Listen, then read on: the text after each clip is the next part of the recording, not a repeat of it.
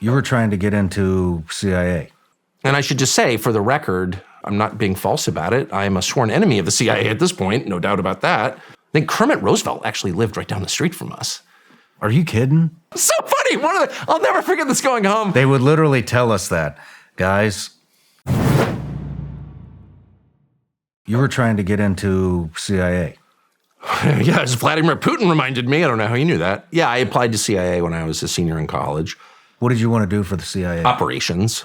Yeah, it was completely different organization. Well, who knows what it was, actually? I don't know. I mean, I was operating on the basis of a lot of my father's friends served as operations officers, some really wonderful guys, who I guess I probably shouldn't name, but who were always at our house and were just legit interesting people and smart people. But, everything changed after 9/11. You worked for CIA, so I don't need to tell you. But I think that the explicit paramilitary part was much smaller. And these were like spycraft guys, a lot of them, probably involved in, who knows what they're involved in, but they were definitely literate and smart and interesting. And they lived in all these countries, and we had just traveled a lot. And my dad was really interested in the world. And, we never went to Florence or something. We always would go to weird places. And he was just interested in how people lived in different cultures and learning about them. And he's just interested in everything. Amazing teacher. So these guys had lived that life. They'd been there when this happened or that happened, or you'd been, chief of station in Jerusalem or something. It's like these guys had really lived a life. And I thought, I want to live that life. I want an interesting life. That's what I wanted. I want an interesting life. And we grew up in a pretty affluent circumstances, not crazy private plane rich or anything, but, I didn't worry about money. That wasn't really a factor. No one ever talked about money, which is one of the privileges of having it. You don't talk about it.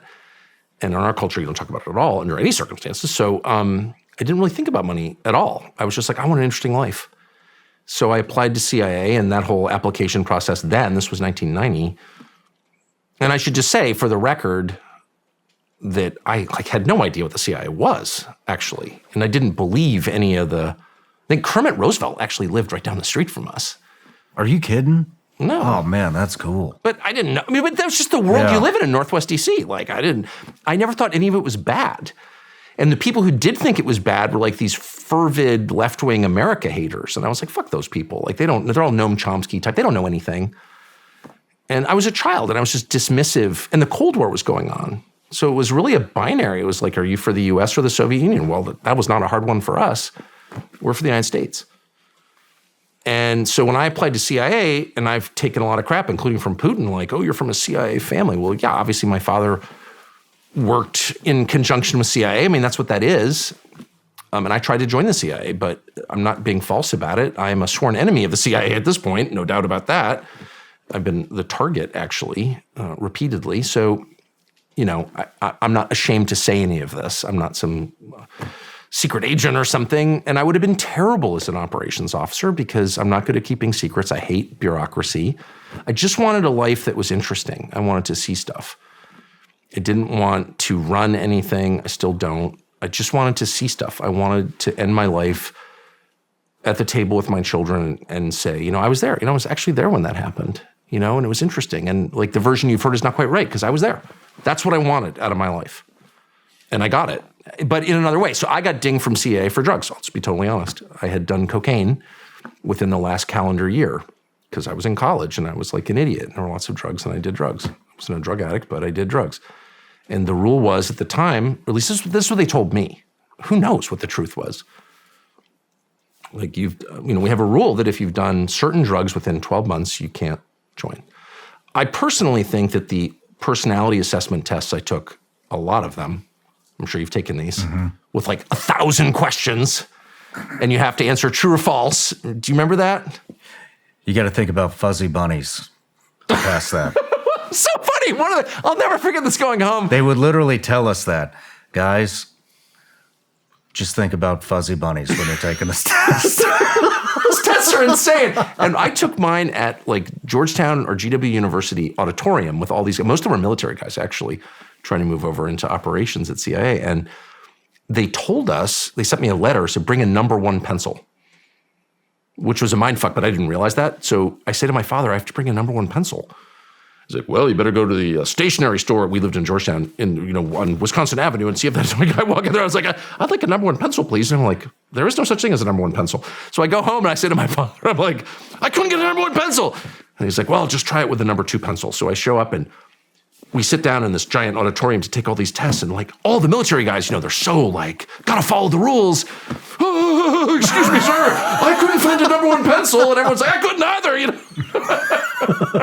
And I'll never forget the CIA guy administering the test is like, you couldn't find a number 1 pencil? Okay, well then I guess a number 2 will do. And I do think it was like an elaborate, mind fuck. But anyway, you answer these questions as you know. And I'll never forget, one of them was, and they're repetitive. They ask you the same question in a different form. And one of them was, I am fascinated by fire. I'll never forget that. And I went home and I said to my father, I was like, Pop, one of the questions was, I am fascinated by fire. Like, you'd have to be a fucking lunatic to say yes, because you're clearly a psycho, right? And my father, who knew a lot about this subject, goes, yeah, but the psychos don't know they're psychos. So it reveals like through repetition and there's a time limit. You don't have time to think about it. You just have to all this, of course, but it was amazing. Anyway, I didn't get into CIA, and thank God. I would have been awful, and I don't agree with the mission. So the whole thing would have been terrible. So I'm so grateful I didn't. And then I was getting married, and I didn't have a college degree. I was a senior in college, and I was like, and my father-in-law, who's a good man with a job, was like, you need to have a job before you marry my daughter. So I went to my father, as usual, and I was like, and I applied to work in a boarding school in Morocco, and they were like, no. I just wanted to do something interesting. And he's like, you should go into journalism. I did that. I didn't have any credentials, but I could write. I was literate. And I said, okay. So he got me a job at his assistant's wife worked at this magazine. So I got a job as basically a fact checker at this magazine, and I loved it right away. That was August I got back from my honeymoon and went to work. I'd never really had a job when I went on my honeymoon. I worked at a gas station. Where'd you meet your wife? First day of 10th grade at the boarding school that we went to. Her dad was headmaster.